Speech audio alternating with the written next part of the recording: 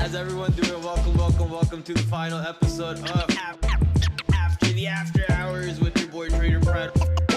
The final day of this week is tomorrow going to be a free fall Friday. Now get ready for tomorrow. Powell going on the microphone. Powell going on the microphone again. Get ready for tomorrow. So I do have a watch list ready, but if you guys are ready, hit that like and subscribe. Hit that like and subscribe. Thank you guys for all the love. Thank you guys for all the support. This is your boy TraderPrad.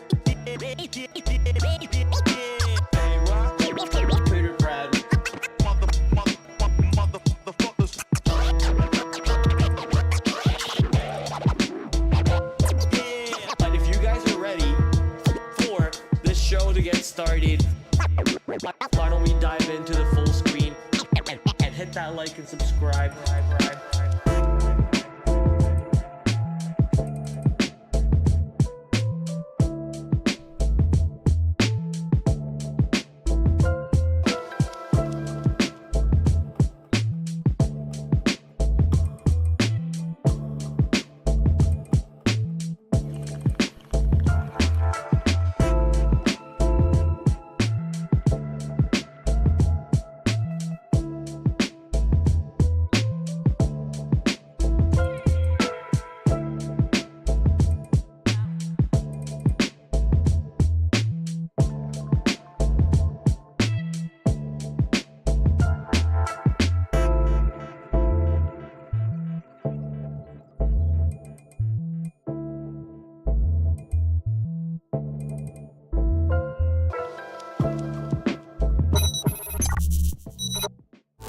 Yo, what is up, people? How's everyone doing? Welcome back to a brand new week, brand new episode. It is Sunday, August 25th, I believe. Let me just make sure. Yeah, August 25th. We got August 26th coming up tomorrow, and obviously this whole week is going to be a little bit of a busy week, because Wednesday we got Nvidia reporting earnings, and Nvidia reporting earnings most likely either takes the market through all-time highs or you know, pushes us back to the downside. So lots to talk about, lots to prepare for. This is obviously the Sunday scan, so a little bit different than what we usually do. We're gonna talk about some of the stocks that are reporting earnings throughout the week, talk about some of the videos that I was watching before I went live on stream, such as the Investors Underground video and their watch list and what they're looking out for. Basically doing my homework on live, which is what we always do, but instead of preparing just for the next day, we're going to start off with looking at what's in store for the whole week first, and then we're gonna fine-tune for tomorrow, fine-tune ourselves, get ready for tomorrow, obviously, because we are, or at least I am, a day trader, right? So I am a day trader, so I need to mainly prepare for tomorrow. But preparing for tomorrow starts with preparing for the whole week and preparing for all the opportunities that can happen. So if you got any names that you're watching for tomorrow, for the week, for Wednesday, such as Nvidia, throw them in the chat. Let me know what stocks you want me to take a look at. For the moment, though, I do have a ridiculously long watch list over here with names all across the board, with names that are reporting earnings tomorrow, names that have already reported earnings last week, some small cap names, ETF names all over the place, Bitcoin related companies, and obviously the Magnificent Seven and the large cap ETFs themselves. So my watch list for tomorrow is extensive, but hopefully you know, we get to at least find an opportunity in this ridiculously long watch list over here. I think we'll find an opportunity in this ridiculously long watch list that I have going on for tomorrow. Dieter in the chat, THC Dubs, Ryan, and Crypto Miner, how you guys doing today? Hopefully you guys are having a wonderful Sunday. I know I usually go live at 6 o'clock. Those lights are too bright. Alexa, Nano Leaf 30%. I know I usually go live Sunday 6 o'clock, but I hibernated a little bit. I went to bed at really late at night. I think I slept at like 6 a.m. So, and then I just passed out the whole day. So the whole day I was just in bed snoring, enjoying my sleep. Thankfully, my brother took care of my dog the whole day. Took him over to his house and took care of him. Otherwise, I would have felt pretty guilty. I also burnt my hand while cooking, so I gotta keep petroleum jelly on my hand now. Sorry that I'm doing this while I'm talking to you, but yeah, I was just hurting a little bit, so I felt like it's time to put some petroleum jelly. But yeah, I slept all day. I woke up and then I was watching YouTube videos. I watched the Investors Underground YouTube video. The first one I watched was their Sunday scan. The second one I watched was the interview of Taco Money or Tim Lee, I think his name was. That was a pretty good interview. You guys should go watch that if you haven't already. Good information about how this young trader. I'm not sure, maybe he's around my age. This young trader. He actually reminds me a lot about me, surprisingly enough. Immigrant, came to America, struggled with schooling. Schooling not necessarily, but struggled in university a little bit. Found trading, started doing good in trading, and then struggled a little bit, and then really put his head down and started schooling himself, and then he got much better. I mean, that's pretty much where I am right now. I'm at the point where I gotta put my head down and just get much better. So that story was very inspiring. Listen to from Investors Underground interview on Taco Money. So pretty good interview. If you guys haven't checked out yet, go watch that one. Would be awesome to get a chance to get Taco Money on this stream over here too, to get a chance to talk to them, kind of relate with them, see if he's down to educate me a little bit. But no, at the end of the day, Investors Underground chat room seems to be the spot to be at. If you are trading by yourself, Investors Underground chat room seems to be the spot to be. Okay, so why don't we head on to the full screen here and take a look at everything that's in store for next week. Dang, this is actually last week's earnings calendar, I believe. So this should be this week's earnings calendar. Yeah, there you go. We got Nvidia, Abercrombie and Fitch on Wednesday. Tomorrow we got Pinduoduo, Trip.com. Obviously, Pinduoduo is going to be a big name for tomorrow. They are the owners of Temu. We've seen how Temu has come into disruption with Baba and JD and everybody else over there. And recently, Baba has been carrying itself to the north side. I think it also had some another listing news. I can't really remember what exactly the news was, but Baba had another positive catalyst that it's carrying it higher back again. And usually as the Chinese cycle goes, they go up and then eventually they get stuffed back down. Hopefully an opportunity to short into the highs. But right now, as we are still in the middle of both of these areas, kind of from the lows of this area to the highs of this area, possibly still a couple days of upside momentum here left on Baba, especially if Pinduoduo reports well. Baba could have a sympathy trade to the upside. We've seen last time how Pinduoduo reported and blasted off, especially reporting I think an absolute weird number. I think it was 88.88 million yen or something. So I was like, okay, maybe they're cooking their books or something along those lines. A lot of articles coming out on Reddit, maybe not on actual social media and whatnot, maybe not on actual news, but a lot of articles came out on Reddit about how that number is apparently a lucky number in China, and it is so rare to have a company report 88.88. So I found it pretty funny, the theories on Reddit when this company reported that report. I think it was either this one or the one before that. Can't remember which report it was, but pretty funny report. Overall, coming into the report tomorrow, pre-market. Very interested to see how this one sets up. We got a bunch of other stocks reporting throughout the week. Some banks over here, if you're a Canadian like myself, Bank of Montreal, Bank of Nova Scotia, or sorry, Bank of Scotia Bank, not Bank of Nova Scotia. I think that's a completely different ticker. So Scotiabank, Sentinel One, a stock that I have previously traded for sure, and making a pretty good reversal after its own August low. So Sentinel One, Box, Foot Locker, okay, and now ANF. We all know about ANF, right? Lee Auto, Chewy, Bath and Body Works, a name that I actually haven't traded in a long time. RY, another Canadian bank. Best Buy.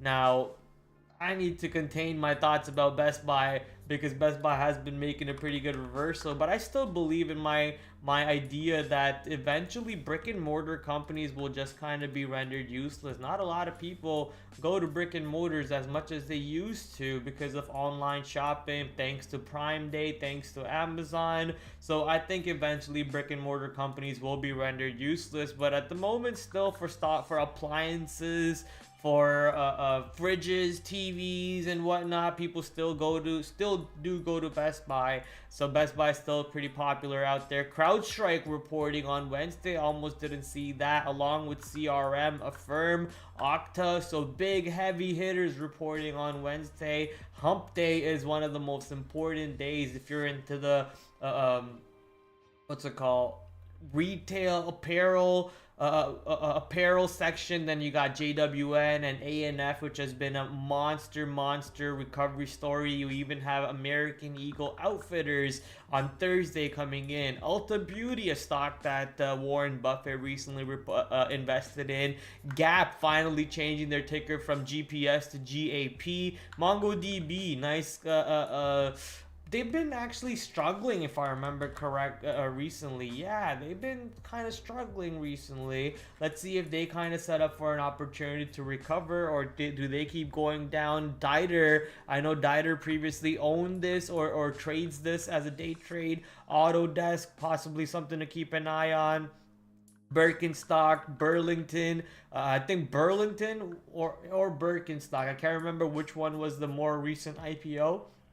But either way, both of them should give you some opportunities to make a good chunk of capital on. HPQ, where is HPE then? Is HPE reporting next week? Usually they report on the same day.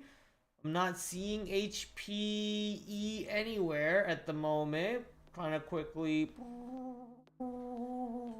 Yeah, I'm not really seeing HPE, but usually they do report around the same time. Pure Storage, you guys know what Pure Storage is. I don't even know how to explain Pure Storage. How do you explain Pure Storage to somebody who doesn't know Pure Storage? You basically get a container, you pay for a monthly container, and you can park your stuff into that container every for that month, and as long as you keep paying, you can keep putting stuff in that container. Basically, that's what Pure Storage is. How do you even explain Pure Storage to people? That's a funny one. Okay, PWM, MIRA, SQNS, Hollow, PTON, maybe some continuation. I don't know though. We'll see tomorrow morning. Get some sleep, damn it, TraderPrad. I mean, hey man, this is where this is when I actually go to work, right? When people are sleeping is when I actually work, because I be sleeping when people are working. I'm just not a morning guy. So you're gonna see me staying up pretty much all night, most likely. I'm gonna be reviewing some charts, reviewing some scans, reviewing some setups from last week, how I traded my own trades, how could I have traded better. I'm gonna also make some trade journals, for a couple stocks that I missed from Friday, because Friday I got way too drunk, Saturday I got way too drunk. So I obviously got a little lazy, so I need to do some homework from Friday, I need to do some homework from Saturday, and then I'll be ready to go to bed. I still slept quite a bit. I slept all day, baby. I slept all day, so I feel pretty good. I think I got 12 hours of sleep in. I slept at 6 a.m. and I woke up at basically 6 p.m. So almost 12 hours of sleep in. It was pretty good. It felt good. All right.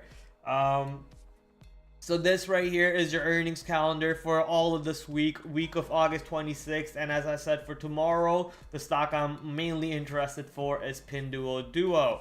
The economic calendar, we are not going into, what's it called, FOMC just yet. FOMC is on Wednesday, September 18th. So we still got quite a bit of time till FOMC comes out. But here is your economic calendar for this week. So quite a bit of economic events. Looks like we got 2-star, 3-star events almost every single day. Starting with Monday, core durable goods orders, Atlanta Fed GDP numbers, couple of bill auctions on Monday, and looks like that's where we end off at around 11:30. So 8:30 to 11:30. That's a pretty small window of economic events. So that's pretty good. Nothing wrong with that. And after 11:30, if the market decides where it wants to go to, it can continually go towards that area.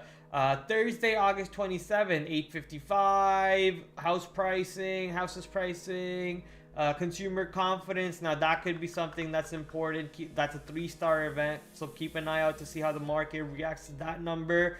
So far we have been getting positive economic data, so we are expecting to continue following that trend, keep getting positive economic data, so the market could keep reversing back up and not really crumble. But if you ask me, I'm talking about let the sky fall, let it crumble, right? But the market still needs to pull back 5% in my opinion. But Wednesday, Nvidia could have a whole different story on the market. We got the 2-year bond auction at 1 o'clock on Tuesday. Looks like that one's a little bit of an important, obviously. Wednesday, we got Fed Waller at 1:15 a.m. Almost not important for day trading over there. Maybe what he says could be important throughout the day, but we will have to see if that impacts the market.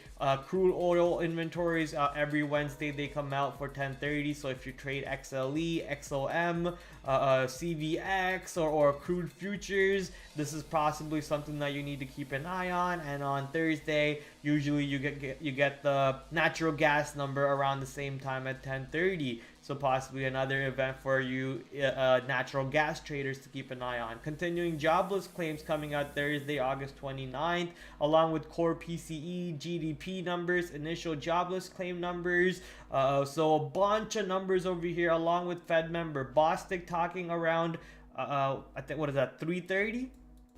That's around 3:30 p.m. So pretty busy Thursday economic calendar day. That looks like we got a lot of big heavy hitting numbers coming out at 8:30. Once again, core continuous jobless, core PCE, GDP numbers, initial jobless numbers. So we got a bunch of heavy hitter numbers that could possibly move the market around on Thursday at 8:30. Gotta be ready for that event. That's also right after Nvidia report earnings too. So pretty big events right back to back. Wednesday after hours going into Thursday pre-market. Bang bang.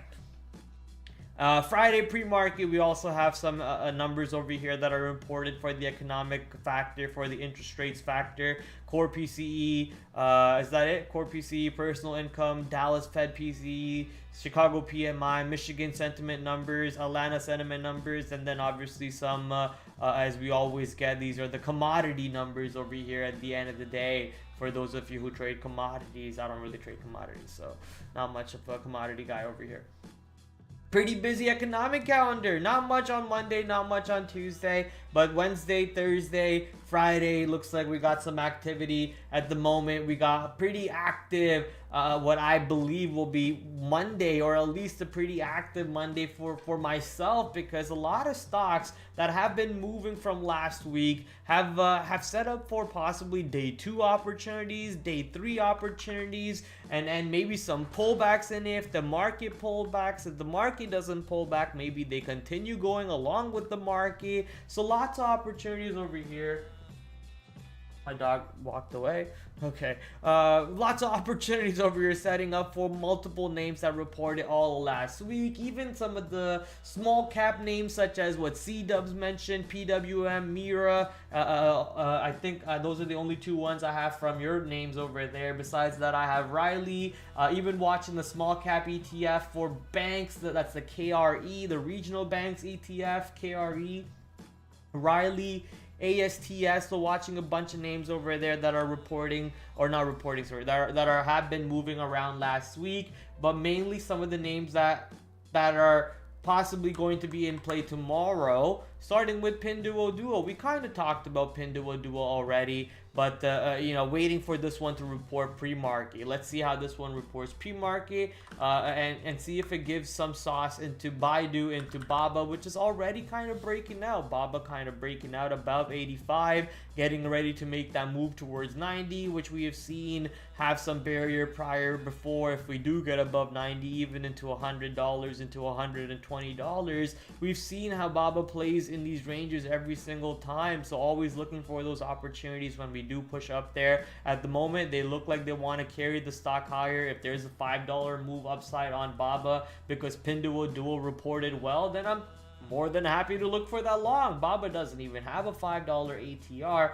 It has about a $2.31 ATR in it. So if we do hold 85 on any pullbacks, I think looking for a long into 86.5, 87.5 would not be a wrong idea, because you get to risk. The risk is very asymmetrical. You're risking about maybe 10, 15, 20 pennies depending on your entry, and at worst, you get stopped out on that 10, 15, 20 cents, but your reward, you almost get $2.50 or $2.30 worth of reward out of it. Obviously, keep an eye out to see how Pinduoduo reports. You gotta maybe even compare the move behind Pinduoduo and behind Baba to see if they're correlating each other or if they're almost diverging from each other, because now investors are thinking, okay, Baba has made a pretty good rally off of its earnings, but their report is actually not that good now that we compare it to Pinduoduo's report. So Pinduoduo needs to get bought up more, and they start running up Pinduoduo. They start dumping their Baba positions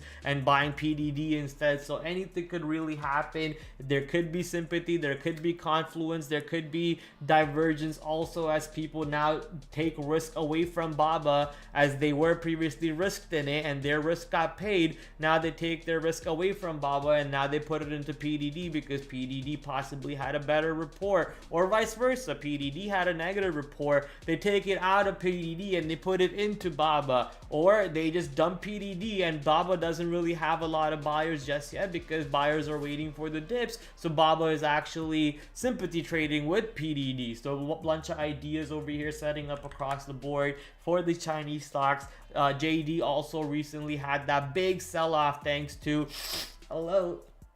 JD had that big sell-off recently thanks to Walmart taking a selling position in JD, right? Walmart closing their position between the range of, I forget if it was 20. Now he's going to the bed. Between 25.48 to 25.50, no, 24.85 to 25.85 was the range that they were selling in on day on that very next day in the pre-market. I think Baba, now he's complaining outside my door. But it was the very next day it used that opportunity to buy back shares, and the stock rallied to the high side drastically. I think you almost got a full clean dollar per share move for only risking 5 cents. So that was a monster move on JD. A bunch of big time traders on Twitter were calling it out, and they actually posted their trades, such as Moist Mango. If you want to go check it out, go check out Moist Mango's post on JD. So tomorrow, obviously, very much in play sector. Not sure I'm gonna take a look at Baidu as much, but PDD, JD, Baba, very much something that I'm gonna watch out for. Kava, a stock that recently blasted off to the upside on the earnings report. I mean, ladies and gentlemen, I'm not a financial advisor, and we don't really make decisions off of these type of ideas, but it'll be hard to look for the long right now. Obviously, that kind of kept me away from a monster opportunity on Friday. I actually tried a quick short around this area right here. I tried a quick short around. Hey, get out of my room. I know you're gonna start coming and making some cuckoo noises. Get out of here. Get out of here. Out.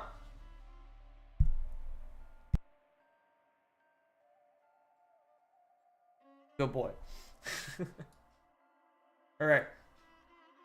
So this is Kava making an insane rally. I tried to short over there and then I got stopped out on the break of the high. I didn't lose too much on it, which was fine. But it was just a monster move that I kind of ignored because my personal bias was still to the negative. Especially because Jim Cramer was hella bullish on this company and I can't believe that he got one right. So shout out to Jim Cramer for getting one right. Kava continues to rip to the upside. Monster volume coming in on the relative scale. You can see how Friday's volume was basically the highest volume the stock has ever had since IPO. So shout out to Kava. Monster breakout. But I'm looking for that failure to follow through. Whenever the stock has some topping action coming in and it takes out a significant level to the downside and it's not able to reclaim that significant level to the downside, that's when I want to start being interested on possibly looking for shorting every single pop on Kava until it retracts all the way back to the downside, because the PE is around 335. It was 400 before, but it's 335. Forward PE of 248. I mean, the company makes 17 cents per share. That's ridiculous. 17 cents per share is ridiculous. And you make these type of pops all because you have a brand new dish of a steak dish. Like, are we joking over here, Kava? What kind of nonsense are we talking about? So Kava with the monster move, I'll take my hat off to Kava, or maybe I won't because my hair right now is ugly.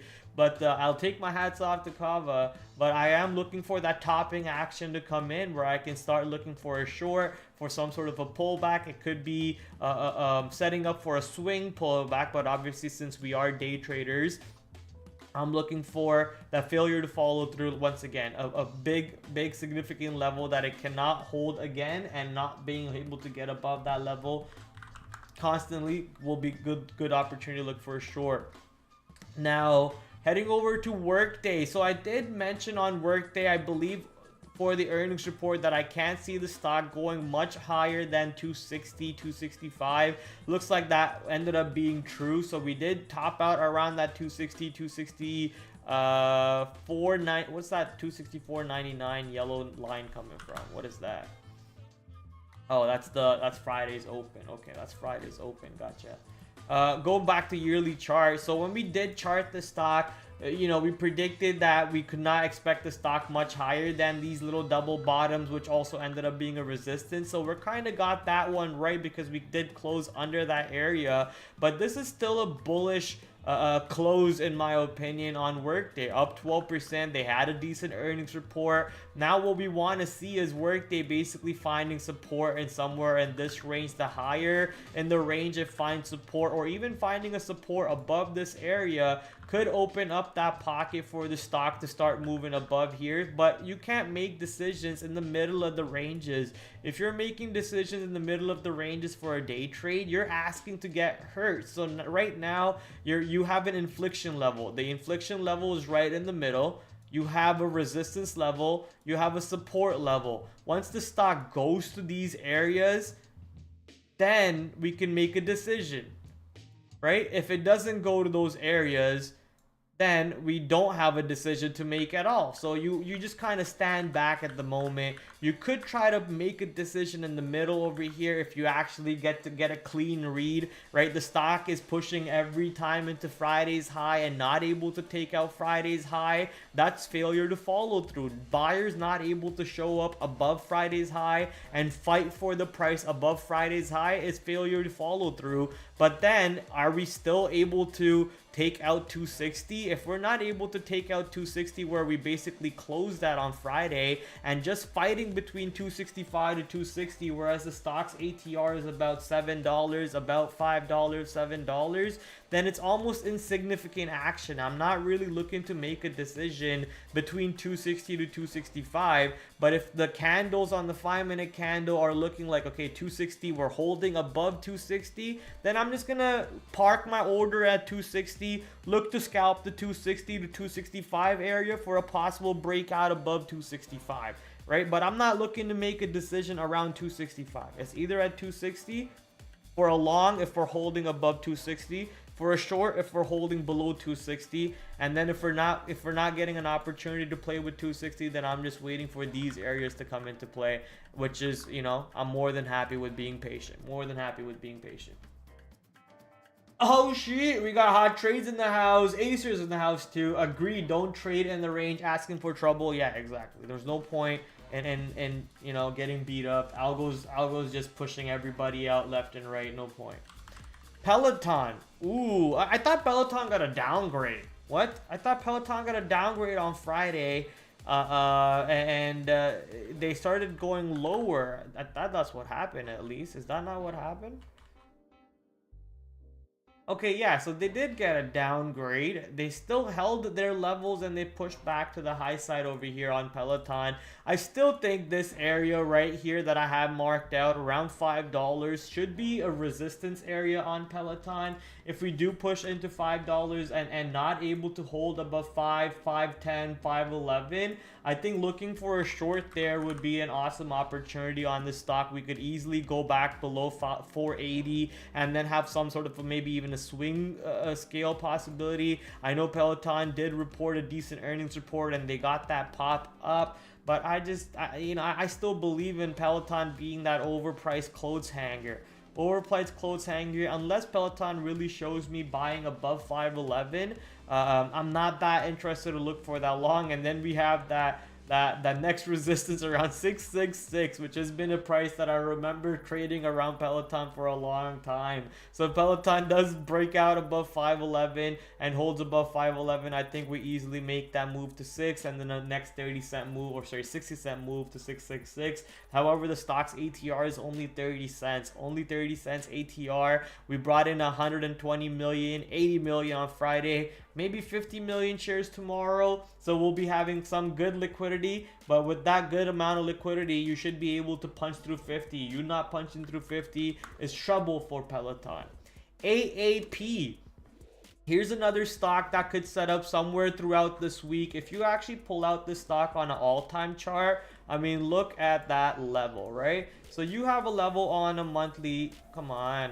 TradingView sucks sometimes, man. Look, we have a level on the monthly area here around $48. That's exactly what the low was on AAP. And if you pull back from that 48, I mean, this stock is really crumbling at that point. I mean, where is the low? We're going back to September 07, November 08, 09 areas. Is it really in that much of trouble at the moment? So AAP obviously struggling over here. Recently reported earnings report, flushed to the downside, held 48 on Thursday, held 48 on Friday. If we don't hold 48 tomorrow, this opens up a lot of downside. But as long as the stock keeps on holding 48, or you can even say up to 47.73 of support, 47.70 to 48 as support, you can continue looking for a long. This could even set up as a swing trading opportunity as we eventually move back higher. I mean, these are 2023 lows, but at the same time, these are also August 11th lows. These are August 05 highs, right? These are July 09 highs. So you could basically draw this line all the way back here, and look how significant of a level that is on the monthly chart. This is the monthly chart, yeah. On the monthly chart, see how significant of a level that is, that 47.73. It's still exactly 47.73. The number didn't change from here to here. So I mean, that's as we say it in the Indian language, Kala Jadu. That's magic, right?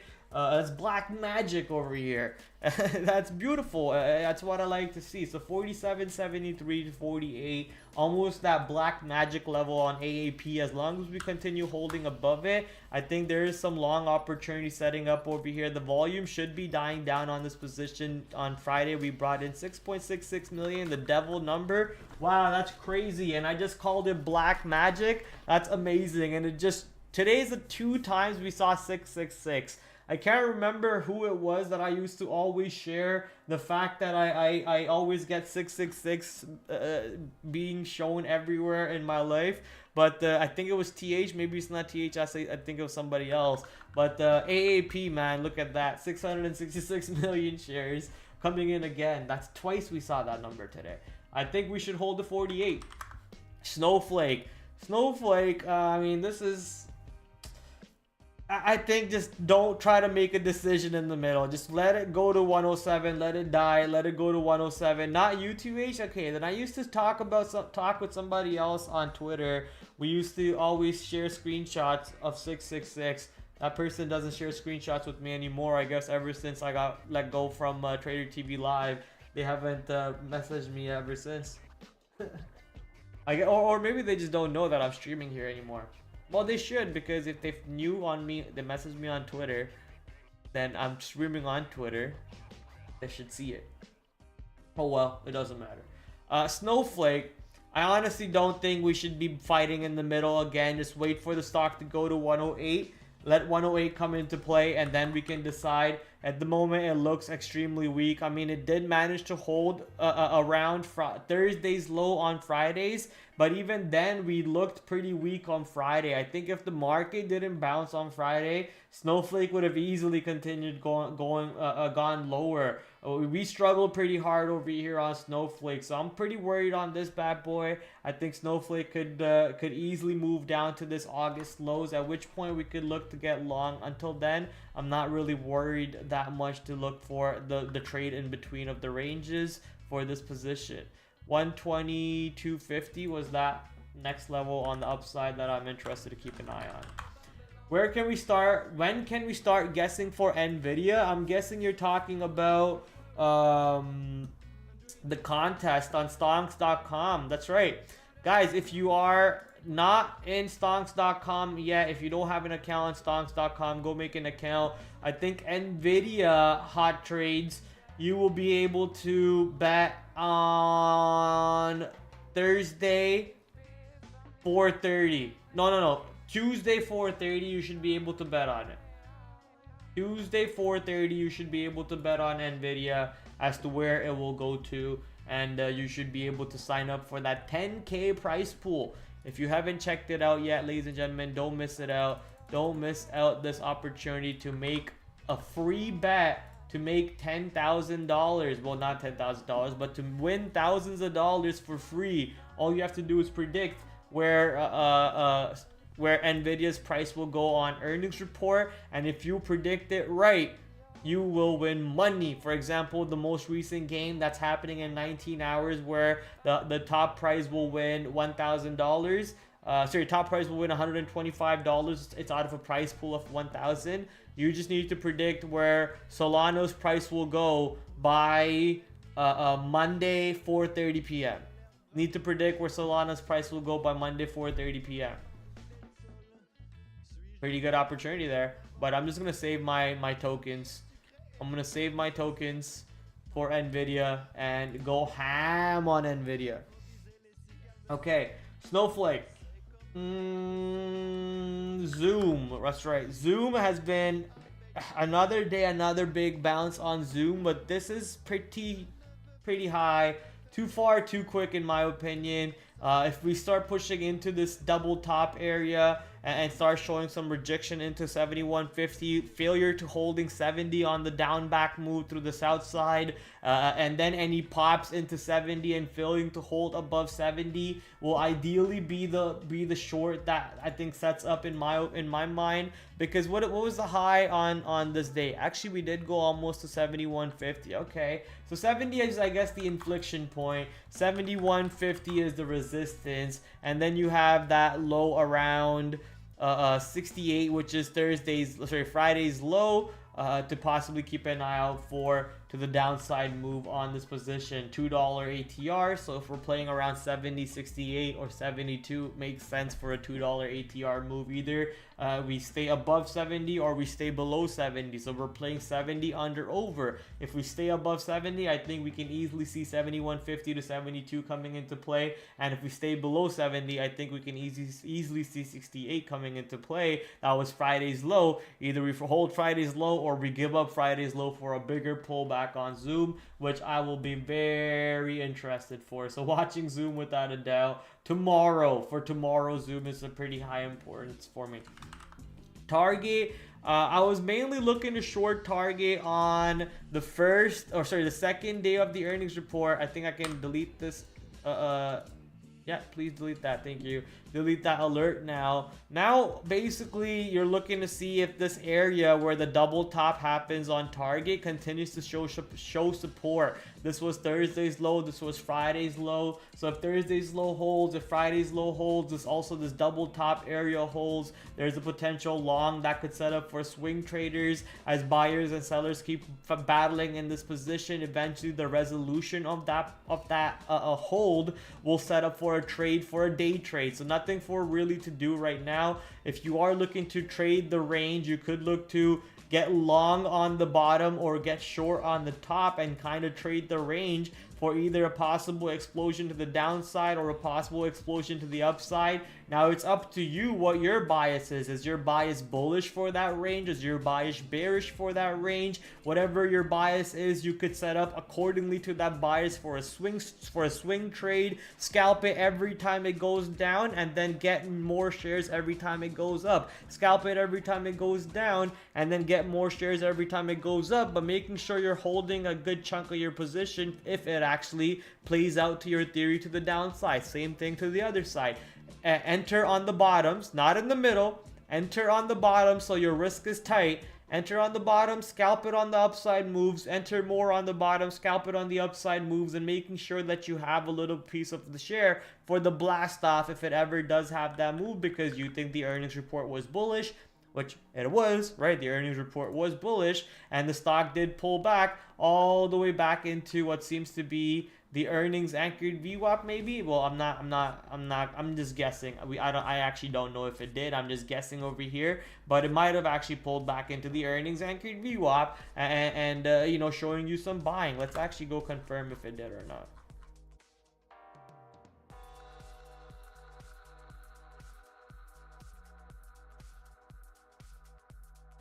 Yeah, it did. It's basically hanging around right around the earnings anchored VWAP right now. So you have that whole zone all the way from 157 to basically wherever the earnings anchored VWAP is. That's around 158. So 157 to 158. If as long as we keep holding here, I think buyers will keep fighting for this long over here on target, and you have a potential a blast off back to the upside for swing traders. And then if that blast off happens, maybe I miss it up. Right? Maybe I miss it because I'm not really looking to take that full reversal right back. I'm not expecting this. I'm expecting a little bit of consolidation, and then that break of the consolidation just looks much better as a trade on a daily chart pattern. If this is gonna just chop around back and forth, I'm almost not that interested for it. TOL Brothers breaking out to another all-time high attempt again over here, but not a name that I'm, you know, really that hyped to play. It's a boomer name, doesn't really have too much volume. I might actually, you know what, I'm not gonna delete it off my watch list. I'll leave it in my watch list in case it sets up for some opportunity somewhere, but I'm not even going to bother talking about it. Lowe's actually looks like it's going to break out over here from a good little consolidation. So now if any pullbacks into these areas on Lowe's hold, we have a potential move into the all-time high here into 260. But once again, very light volume for a stock that has a price, such a hefty price of $250. So you're going to have to be ready to take that spread, right? But by taking that spread, I don't mean you punch that spread. That's ridiculous. If the spread is $2-3, you have to be ready to accept that spread and bid into your position into the lows. That way, if you actually lose on it, you don't lose a lot. But anything can happen when the spread opens up wide, right? Your liquidity dies out. Previously, you might be thinking you're risking 30-40 cents on a $250 position, which is ridiculous if you think you can do that, right? But you know, you should be able to give it $2-3, and even those $2-3 can open up to another $1 or $2, right? So you got to be ready for that on stocks like LOW, on stocks like TOL. Low volume, high price, not really the best names to keep an eye on. PanW looks like it wants to pull back, not able to hold into the earnings days lows over here. Earnings days low coming in around 348, 345 or so. Not able to hold that, possibly pulling back to the south side on PanW. Palantir 31.80 and 33. Now the range has actually gone up from it was 31.80. Now the range has gone up basically to 31.60 to 33. The consolidation range is slightly opening up, and we are now battling a little bit more between the buyer and the seller. Once Palantir resolves either to the downside or to the upside below the seller or below the buyer, and one of them gets proven wrong, that's when we make a decision. I'm done trying to make a decision in the middle of the ranges. I've been burnt out twice already on Palantir here, around 32.75 and around 31.80. So now I'm just gonna wait patiently. Either 31.60 breaks or 31.60 holds, and either 33 breaks or 33 holds. So those are the only two ideas that I'm trying to look out for on Palantir. Upstart managing to actually break out of that beautiful 3-day, 4-day hold around $41, $42. Is that 41?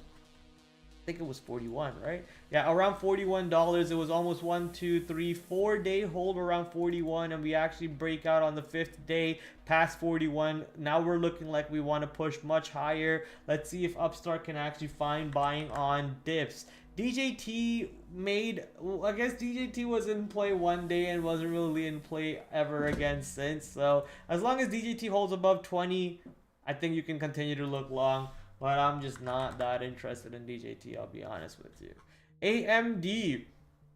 If I'm looking to play semiconductors right now, I think it's most likely just waiting on what Nvidia will do, right? Waiting on seeing how Nvidia reacts on its earnings report. Nvidia's got a nice little pattern over here on the daily chart, looking like it itself wants to break out. So right over there into $130, or even whatever that number is, into 131, 130.75 actually. So we got a pretty decent opportunity over here on Nvidia setting up. Once that earnings report gets reported, I think until the earnings report comes out, we might just range between this box for the next few days on Nvidia. And if Nvidia, being the king of the semiconductors, ranges, it is potential that some of these semiconductors names themselves just continue holding off. SOXL, SOXS, SMH, AMD, Micron. You know, you just keep naming them, they just keep coming, right? All these stocks, I believe, will just kind of hold off and not really do too much, kind of wait to see what Daddy does, and if Daddy reports well, then they'll kind of get active with them. ASTS, obviously very much in play. Watching ASTS without a doubt, see if this one has failure to follow through. Now it kind of looks like it's topping off over here, but this is still wild. The fact that the stock easily gets back above 35 sometimes and holds above 35, but I guess the most important level right now, let's actually go to the daily chart, because I think some of these levels need to get repainted.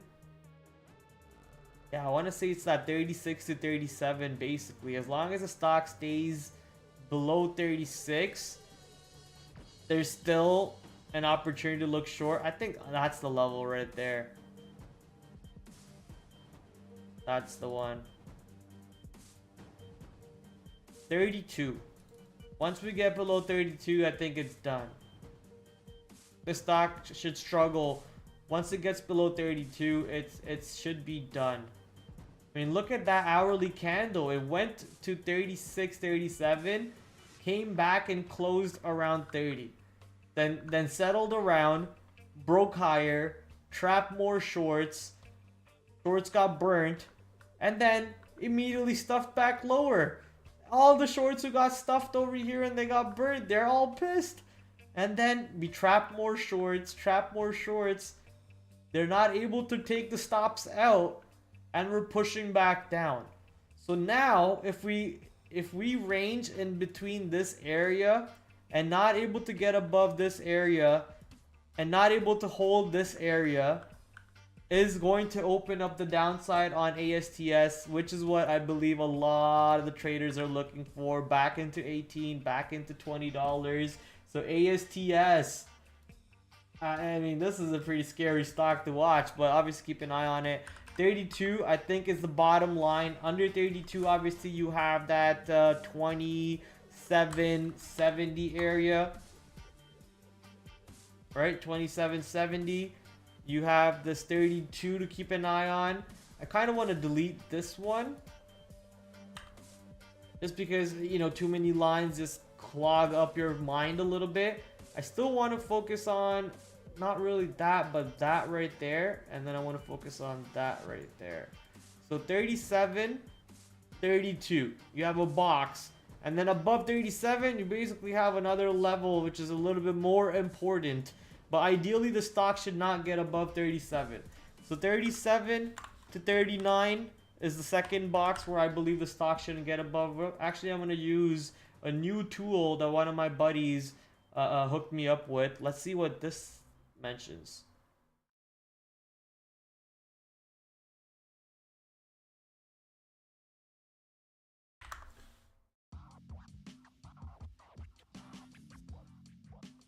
Okay.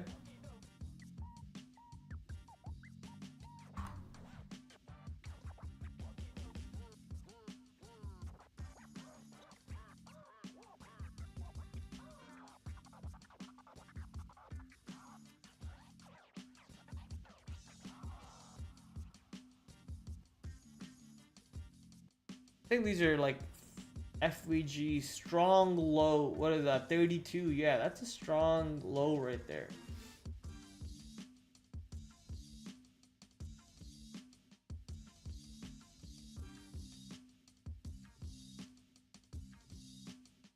I don't know what I'm reading here at all.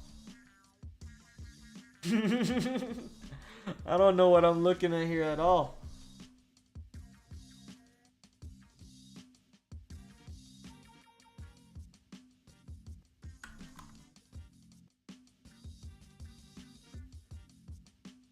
I guess if you use extended trading hours, which is a little important on some of these small cap names because most of the traps are happening in pre-market and after hours and intradays too. And it's showing you that you have two areas of pockets of resistance. I'm just going to focus on what my charts are telling me over here on the hourly chart. Next small cap name, RILY. Another small cap name that has been kind of in play recently. You can see how it's been stair-stepping up. It stair-stepped down first, but now it's stair-stepping back up to the north side. So as long as it holds any of these important levels, you can continue looking long. KRE, small cap regional ETF for the banks. Regional banks ETF KRE making a move back up to the north side. Possible continuation move somewhere throughout this week if we keep buying dips. If we keep holding dips on this position, I think you can continue looking long. So KRE, something to keep an eye on. GDC has been something that went absolutely wild on Friday, so keeping an eye on GDC for sure. And also FFIE, Faraday, making a little bit of a move recently, moving back up north. Small cap names have been kind of active, and obviously if small cap names are active, it means that IWM has been taking back off to the north side. So shout out to IWM, making sure you're having IWM on your watch list. Don't miss out. If small cap names are so active, even names like such as PWM, MIRA, LUMN, RDFN, I mean, these are names that I just brought from scans that people are mentioning across the board on their watch list, on popular watch lists that I actually follow. So people are mentioning these names. These are small cap names that have been going absolutely crazy, so you might want to keep an eye on them. I sadly don't actually trade small cap names very well. I don't even know how to trade them properly. I mean, I usually fall for the tricks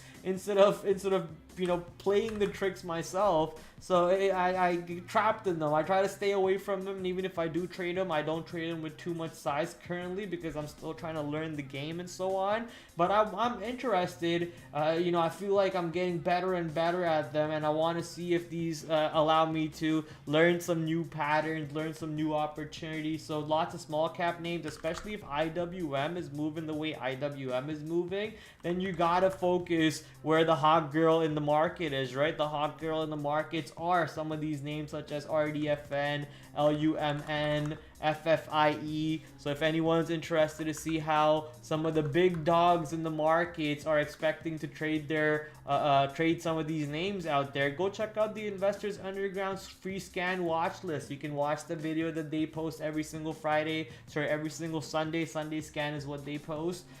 which is what we're doing too. You can watch that and learn what they are planning to do with their small cap positions. However, with the non-small cap positions, I could potentially come in and try to provide you some possible trade ideas. So here is SE. Still looking pretty damn bullish to the upside. Still looking pretty damn bullish, but failing to hold above around $80 would be kind of the trigger for me. $80, $82. Failing to hold above that would be a trigger to start looking short. SE hasn't kind of primed itself for that move yet. So we're having it in our watch list. Nothing to do with it just yet. NU looking like it wants to create somewhat of a range between 14 to 1450. It's actually 1465, so make a little bit of a range between 14 to 1465, and then eventually either break higher or resolute lower. Obviously this is a wide range over here on NU, from the August lows all the way into the current high of all-time highs. A little bit of that was the market reversing, a little bit of that was the earnings report. So monster move over here on NU. Looking forward to see if we can find the resolution trade eventually. I don't think it's getting ready just yet. Your range is 14 to the downside and 1465 to the upside. Once it has actual volume through the resolution, either to the upside or to the downside, then only am I interested to look to make a big decision on this position. But right now, you know, there is no day 2, there is no day 3. Starbucks holding 92, clean like a whistle. Clean like a whistle on a hold for 92 on Starbucks. So right now, you can kind of even forget that 91.50 and basically use, I guess you gotta use that 91.50 because we pushed under that a little bit. We pushed under 92 a little bit and wiggled it, but we didn't wiggle 91.50 and we bounced right back up. So technically you're still using 92 to 91.50 as your whole zone, as your support on Starbucks, which continues to hold. Buyers still holding this position, and Starbucks getting ready to potentially get ready for a breakout of 96 to the upside. If we do break 96, I think expecting 100 is not idiotic at all. Expecting 100 is not idiotic at all. Bitcoin USD. Bitcoin making a reversal back into 60K, 64K, maybe even back into 70K in the next few days. We're watching Bitcoin.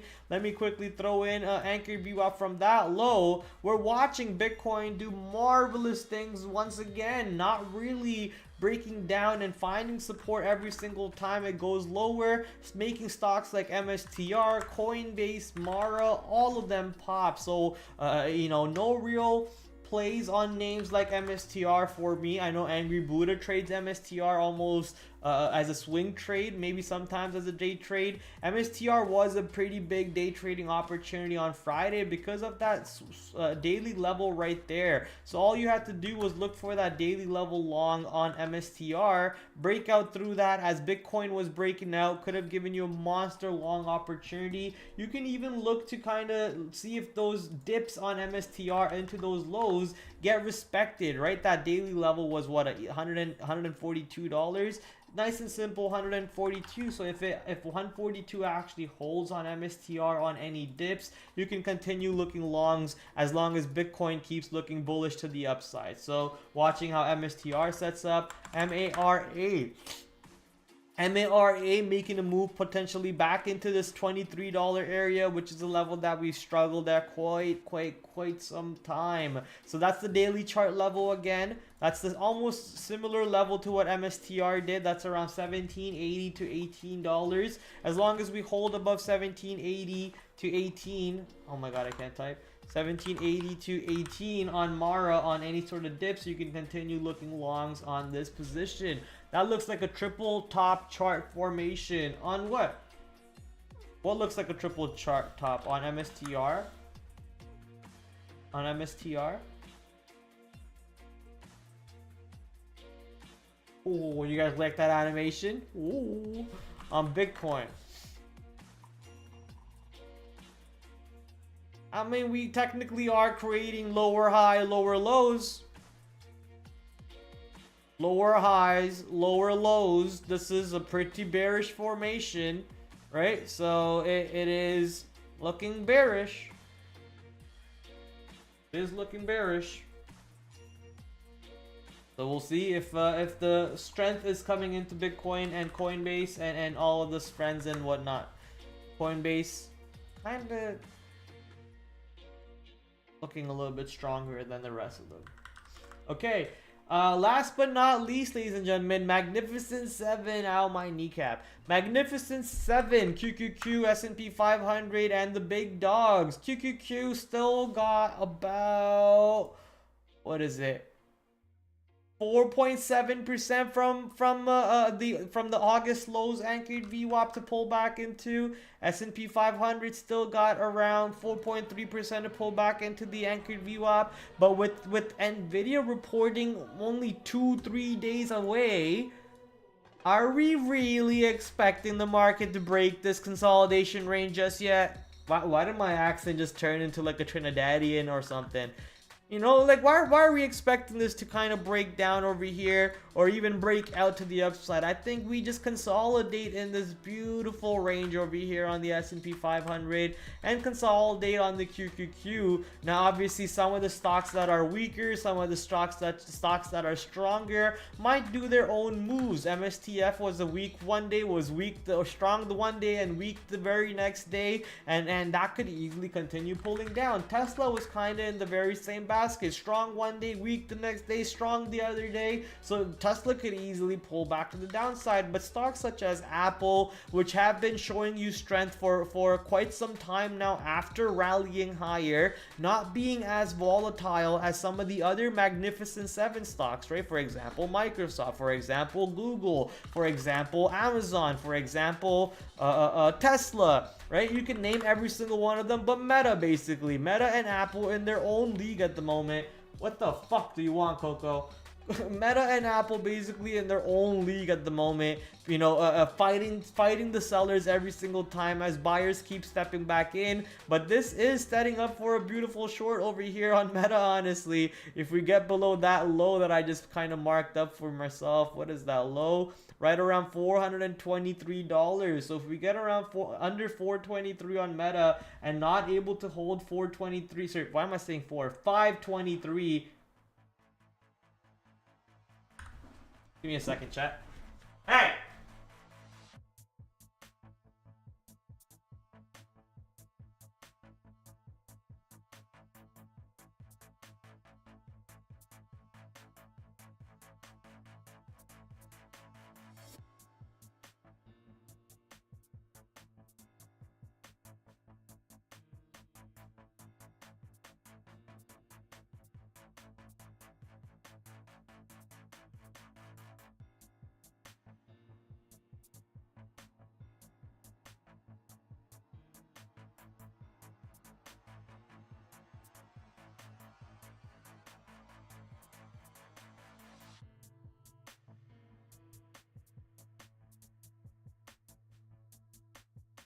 All right. So if we take out that 523 in the next week or so, that could set up for a good short opportunity on Meta without a doubt. So watching how that one sets up. Obviously on the overall market, I think we just kind of relax, chill out. We got small sectors, small cap sector, small sector. We got the small cap sector blasting off. We got IWM doing marvelous things. You have to focus on the hot girl in the market when she's there. She's not always Nvidia, QQQ, blah, blah, blah, blah, blah. That day will come very soon, and when that day will come, you get your opportunity to walk up to that hot girl and ask her out. But right now, it's the small cap sector, ladies and gentlemen. It's the small cap sector, so keep an eye out for those names. Once again, lots of names to keep an eye on. We got names like PWM, LUMN, RDFN, PTON. Oh my god, how many ONs are there? Or everything ended with the M or an N. Did you guys notice that? That's pretty crazy. That's pretty crazy. Let's go check out the IPO calendar real quick. Oh my god, what the? What's going on over here in the IPO calendar? These are all August. That 1st of August? Why are you showing me 1st of... Oh, these are priced. These are not upcoming. Ah, you tricked me. Is that Honda? Wait, did I see Honda somewhere? Oh no, I got confused. I thought it said Honda. Hondu. Santa Tech? There's nothing there. Man, companies don't IPO anymore, right? So lame. There used to be literally a new company IPOing every day during COVID. It was ridiculous. But I guess that was because that's the market environment we were in. Ali was talking about it. Ali said, Stonky Ali on stonks.com mentioned a pretty good graphic. The graphic basically said that private investors' venture capital funding has been going lower. So stocks are going to look to go private, go from private to public as they look for investors fundings and money and so on for startups, which is actually pretty cool. If that's the case, then maybe we should start seeing more M&As, more IPOs. We'll see if it ends up playing out, because IPOs has been the best go-to setup for day trading ever. The best go-to setup for day trading ever. But ladies and gentlemen, that's basically the watch list for tomorrow / this week. Some of the names that are going to move throughout the week, such as Pinduoduo, Baba, and JD. I believe the Baba and Pinduoduo are going to be really movers for this week for us to keep an eye on, along with names such as, obviously Nvidia, which will be a mover later on. Keeping an eye on Meta. I feel like Meta 523 will be an important area. If we don't hold that, we could get a little bit of a pullback, but continuing to hold that, dips around 520, 523 on Meta will be interesting. But I'm going to mostly focus on these small cap names right here, because these are going to be some of the explosive names along with the small cap names. I'm looking to see if Peloton finds some selling around that $5. If AAP can find some buying around 48 for a quick little easy layup long. These are like day 3, day 4 trades. They're not going to have a lot of momentum. They're not going to have a lot of volume. These are just easy layup trades that can kind of pad your bank account. You got to know what setups are there for you to really focus on. These are not setups that you focus right off the open, right? Right off the open, I'm most likely focusing on Baba, Pinduoduo, some of the small cap names, depending on what small cap names my scanners such as Trade Ideas, Benzinga pick up, whatever those scanners pick up right off the open, I'm most likely focusing on those. But these names over here, like, these are not names I'm focusing off the open for. These are the names I'm focusing as a quick little layup. If they hold their support cleanly, if they hold their resistance cleanly, a quick little layup opportunity just to pad the bank account. That's it, just to pad the bank account, just so you guys know how I differentiate my setups and my trades and my layouts and so on. Tomorrow is going to be most likely a small cap day. So let's see what type of opportunities we get on small cap. I might have to start thinking about getting into Investors Underground.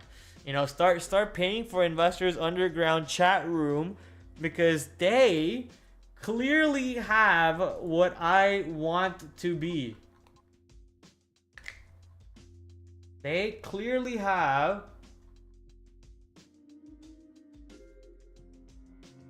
Alright, I'll show you guys the videos I'm talking about, because I feel like you guys should watch these on your own time. IU Investors Underground, amazing channel. amazing channel. Go check them out, subscribe to them channel. Oh, I didn't even watch this video yet. I'm probably gonna watch this video right after the stream. You know what, I am going to watch this video right after the stream. Actually, I have it open right here. I already have it open. I forgot about that. So I'm gonna, oh no! So I'm gonna watch that video very soon after I finish streaming over here tonight. as I continue finishing up my watch list off stream, because there's nothing else really to talk about my watch list, but I'm going to continue finishing up my watch list. This video was amazing. Moist Mango video was amazing. Go watch that one if you haven't already. But this is the video that I'm talking about right now, from making $5,000 a month to making $50,000 in a month. How the student was, struggling during college on his own volition because his parents were strict with him. He went to college far away from his parents, and that gave him all the freedom that he wanted, to the point where he dropped out of college because of that freedom that he got from it, to the point where he felt bad for all the trouble that he caused his parents. Almost very similar to where my life is, right? Almost very similar to where my life is, to the point where he started learning how to trade, getting better at it, and then really putting his head down and not giving a shit about the fame and all the other stuff that comes with trading, but only focusing on his trading setups and everything himself, and how he's able to enjoy his life after, go through that process and that pain. And he was telling, Investors Underground was basically the main go-to reason for his growth and his success. So I almost want to think about getting ready to pay for Investors Underground. I'll think about it. If it's helping traders get better, then obviously that's where I want to be. So go watch that video. The Sunday scan featuring that very same trader is also a pretty good video. They talk about all of these stocks such as Riley, GDC, FFIE, MULN. What are they looking to play? How are they looking to play for stocks on this week, especially on small cap names? Oh, they did talk about Peloton. Another turnaround story after earnings showed they stabilized a bit, let it run and squeeze, and then mean reversion trade down at some point. There you go. So let it run, let it squeeze, because they do have some shorts into that position. I believe we are sitting at a pretty 20%, 22% short float. There you go. 22.11. Nice two back-to-back even dollars. Not even dollars, but nice two back-to-back same numbers. 22.11 short float on Peloton at the moment. And I think if it does squeeze anywhere higher, the higher we go, the setup just gets juicier and juicier for the mean reversion. Sure, they recently did have what do you call it? A downgrade. I think the downgrade came very next day after the earnings report itself. So just don't believe in the move. So Peloton will be a pretty high important stock for this week, obviously, because these guys talked about it, and it was also on my watch list before these guys even talked about it. They also talk about Mara, Baba, and so on. So please go check them out. Amazing video, amazing channel, and they help traders grow. Peloton CEO gave an interview last week in the press. He always gives an interview. He's just a crackhead. Alex Karp is a absolute crackhead, and he calls traders crackheads who short his positions. And at that point, he's not Peloton. Alex Karp is a Palantir. Sorry, Peloton CEO. That's right. I thought you said Palantir for a second. Palantir CEO looks like a crackhead to me. Alex Karp calling people crackhead is a crackhead fucking thing to do. All right. And I guess that's what I'm doing right now. But no, he did it. He did it first. I'm just calling him out for it. Peloton CEO gave an interview last week in the press. At the end of the day, Peloton is an overpriced bicycle. It's an overpriced clothes hanger. That's what it is. Because I'm trying to point out to my treadmill in my room, but I don't have a treadmill in my room, clearly. But no, at the end of the day, it's an overpriced clothes hanger. People just use it to hang clothes, dry clothes. It's a piece of shit. It's a piece of shit. All right. Peloton.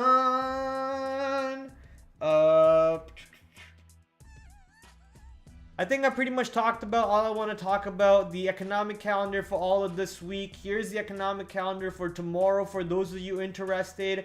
I will be opening up my Discord group, but it will be by invite only. So if you are interested to to join our Discord, you should add me as a friend, and I will interview you, ask you some basic questions, very basic questions, and then if I feel like you are fit to be in our Discord group, you will provide some actual activity. You will be active. You will provide feedback to the people who are trading along with you in that group. Then only will I open up that Discord group to you. But I am no longer opening up a Discord group to everybody out there, so people can just sit there and mooch information from everybody else for free and not provide information. It's a give and take relationship in that Discord. So you gotta provide to be able to receive information. You can't just sit there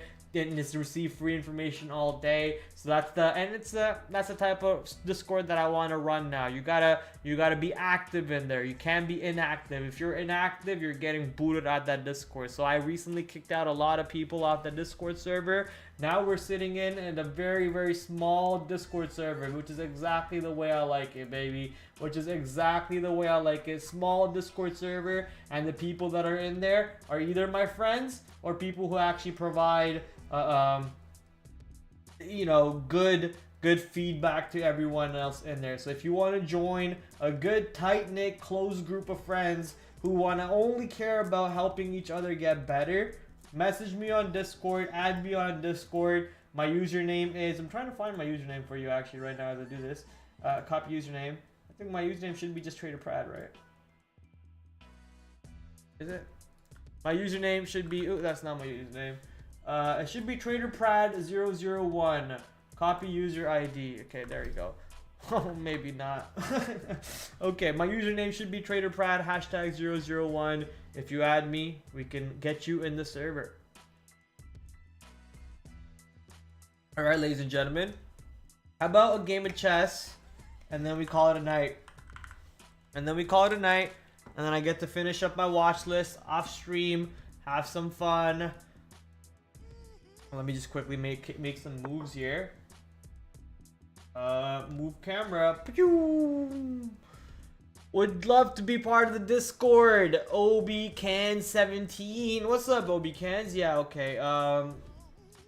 Yeah, add me as a friend. Add me as a friend. Should be TraderPrad.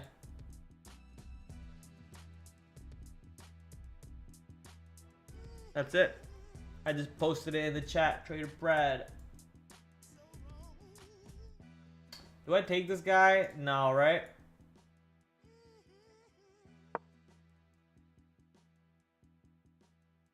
The hell? Okay. Did I blunder here?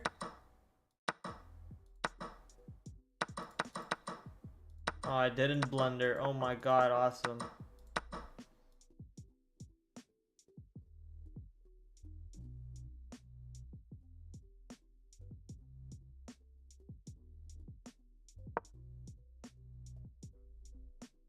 Okay. Do I have one more game here?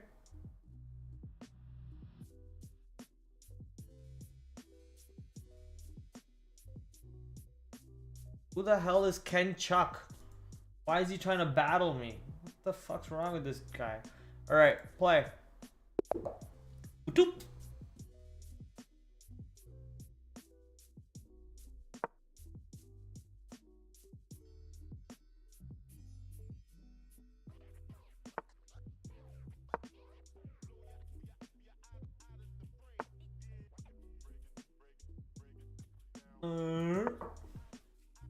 I'm gonna win this game easy, chat. Watch this one. I'm gonna win this game in my sleep, alright? Oh shit, what the fuck? I didn't even know that was a button here. Oh my god, what a beautiful chair.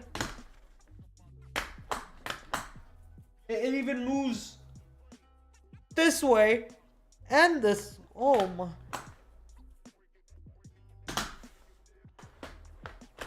Oh, it has a 4D movement. It moves like this. Okay? And then it moves back and forth. And it moves in and out while it swivels.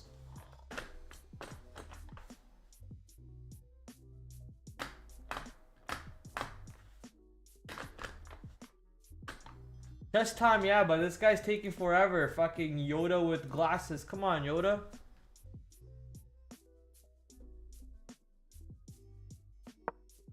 This is what Angry Buddha helped me set up, so I don't have to change transitions completely, so I can just boom, boom.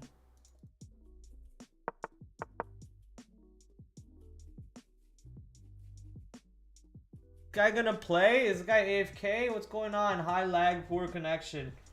Oh, I guess that's how we're gonna win our first game of the night, boys.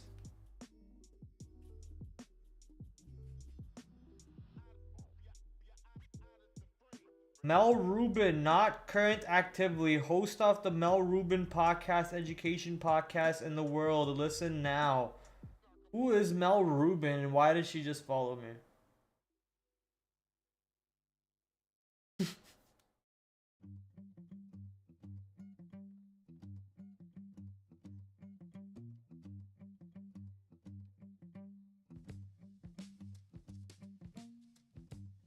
Oh my god. Yeah, only playing one game. I'm not playing more than one game because I gotta actually finish up my watch list over here. Finishing up typing some notes on my watch list. I gotta finish doing some homework because I didn't do any homework this weekend. So yeah, I gotta do some homework.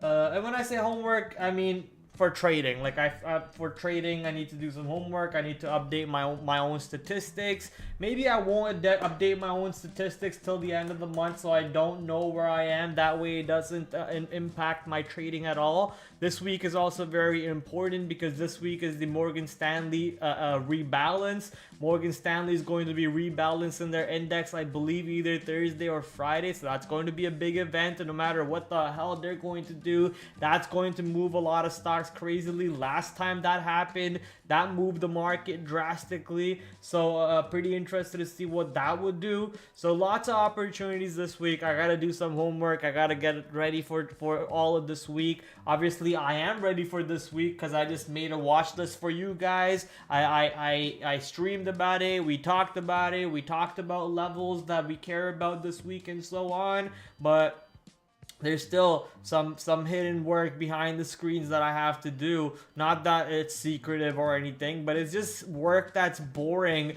to be doing on stream. You guys wouldn't enjoy it. I already don't get viewers watching me already. So, you know, doing absolute boring, nonchalant, absolute boring, you know, no commentary stream at that point will be too boring for you guys. So I just kind of don't do that for now.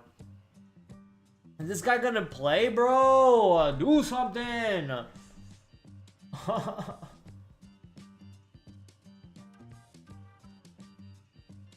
Alright, I guess in that meantime, ladies and gentlemen, tomorrow morning I will be streaming on stonks.com where you will be seeing my charting. If you are interested in seeing my charts or interested to you know, just basically pull up your charts on your stock on my screen, just pull up on stonks.com. Use my referral link if you don't already have an account. This is where we stream in the morning. Make an account over here and then come join me as we stream here daily, Monday to Thursday, around 9 o'clock in the morning. Around 8:30, 9 o'clock in the morning, we'll be streaming around here. You know, you can ask me what stock you're interested in, and I'm gonna pull it up. I'll pull it up. It's pretty simple. And then obviously nighttime you see me streaming everywhere, which is the homework stream. This guy make a move yet? Oh.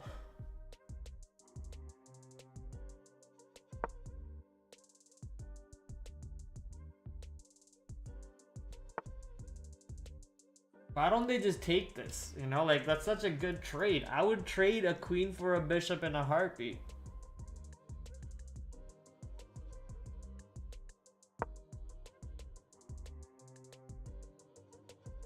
Now he only has 4 minutes. This guy came back into play after 4 minutes. Didn't someone pass away from the Morgan Stanley company in a yacht incident? I mean, how does that matter for a day trade, bro? How does that matter for a day trade, OB?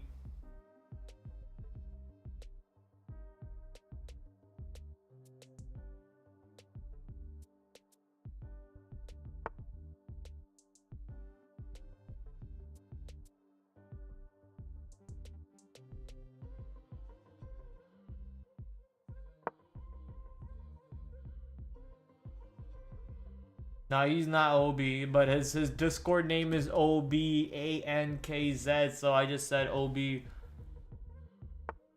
He's not OB though.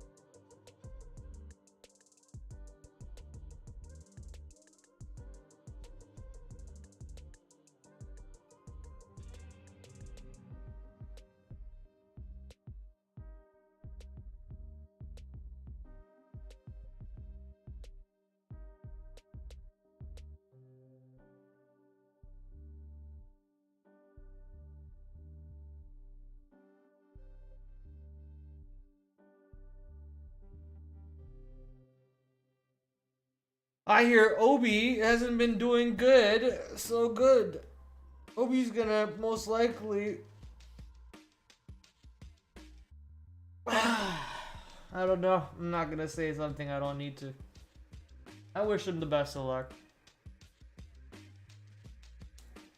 But he just doesn't learn. Now, apparently, the show is putting some ego in him.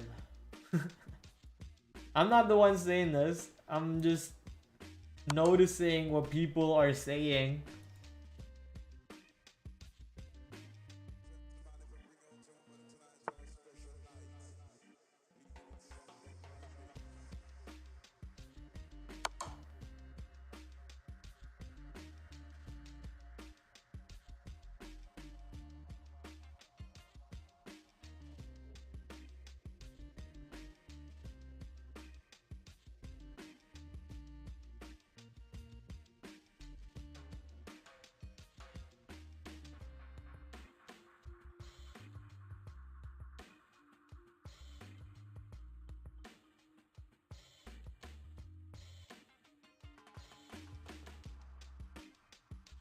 Kind of trapped in myself here, aren't I?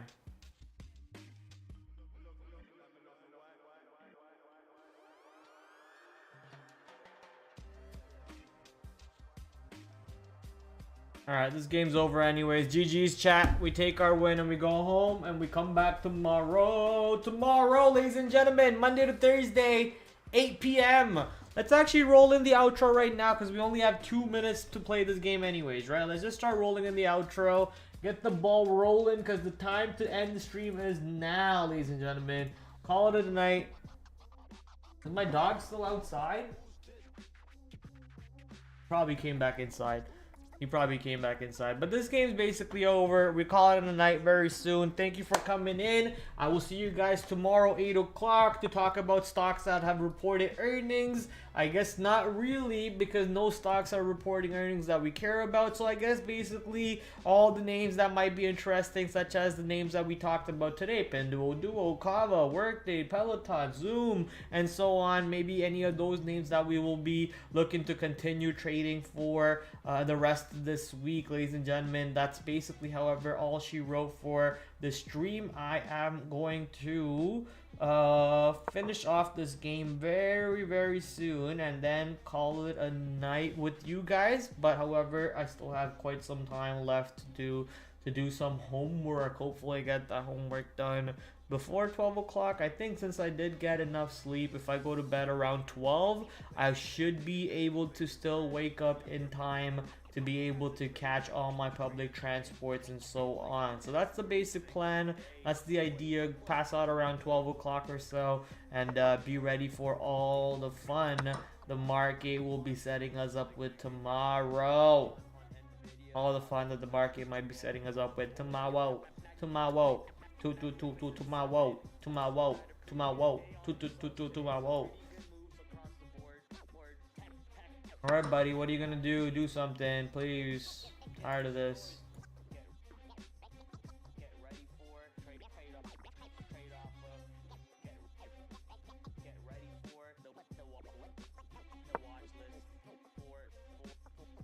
My outro is almost coming to an end here.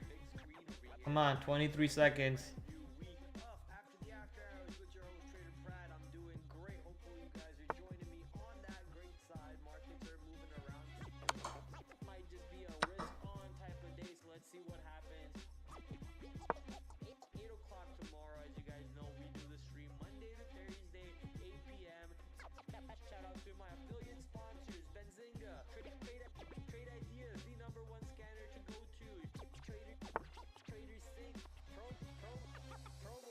That for real?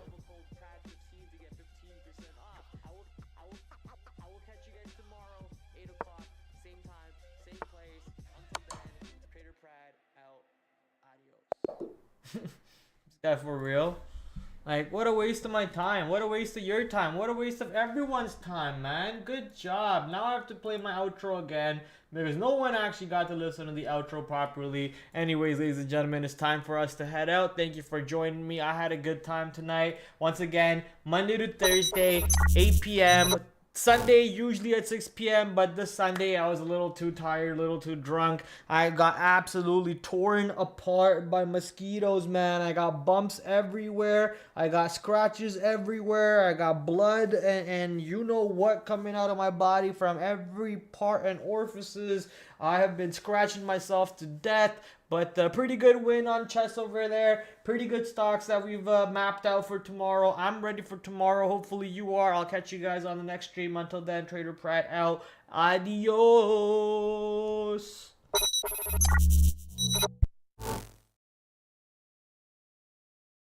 Basket get destroyed.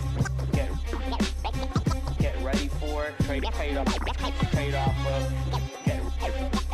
Get ready for the watch list for tomorrow, ladies and gentlemen. So I'm gonna bring in my big screen over here. Back to another brand new week of After the After Hours with your host TraderPrad. I'm doing great. Hopefully you guys are joining me on that great side. Markets are moving around. Might just be a risk on type of day. So let's see what happens. 8 o'clock tomorrow, as you guys know, we do the stream Monday to Thursday, 8 p.m.